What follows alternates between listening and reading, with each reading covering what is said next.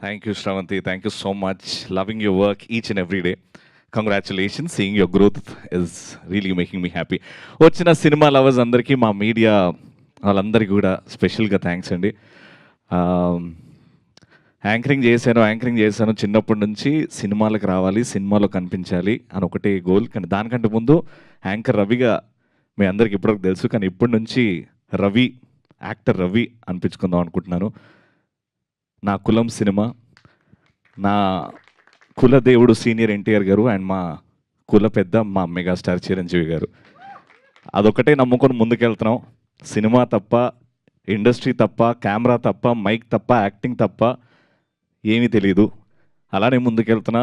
Anchoring ఆపేద్దాం, ఇంకా టీవీలో చాలా కనిపించేసాం, సినిమాలు ట్రై చేద్దాం, సినిమా ద్వారా ఎంటర్టైన్ చేద్దాం అనే ఈ జర్నీలో వింటున్నాను, సినిమాలు డైరెక్టర్లు కలుస్తున్నాను. ఫైనల్గా ఎవరో ఏదో ఎక్కడి నుంచో ఒక చిన్న రే లాగా జంపన్న గారి కాంటాక్ట్ రావడం, మీరు వస్తారా ఫ్రీ ఉంటే అని అడగడం, నేను ఆఫీస్కి వెళ్ళడం, ఆయన నా క్యారెక్టర్ చెప్పడం, 5 నిమిషాల్లో ఎస్ అని చెప్పడం, ప్రొడ్యూసర్ గారు అడ్వాన్స్ చెక్ ఇవ్వడం, ఆడిని అక్కడి వరకే గుర్తుందండి.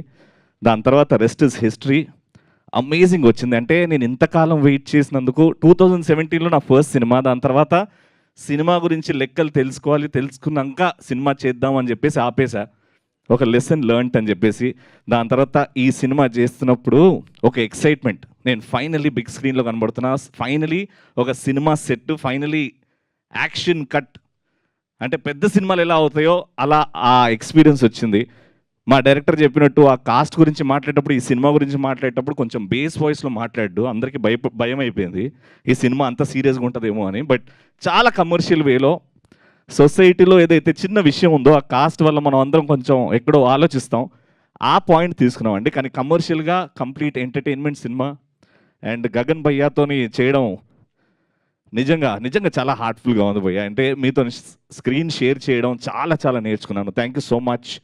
వరుణ్ అన్న అండ్ సత్యం రాజేష్ అన్న గురించి చెప్పాల్సిన అవసరం లేదు, దెర్ ఆల్రెడీ ప్రూవ్డ్. మా జంపన్న ఏకే జంపన్న కాదు, AK-47 అని పిలుస్తాను నేను. అస్సలు ఆ కలంలో ఉన్న బలం, ఆయన థాట్స్కి హ్యాట్స్ ఆఫ్ జంపన్న. అండ్ ఫ్యూచర్లో one of the best directors అవుతారండి.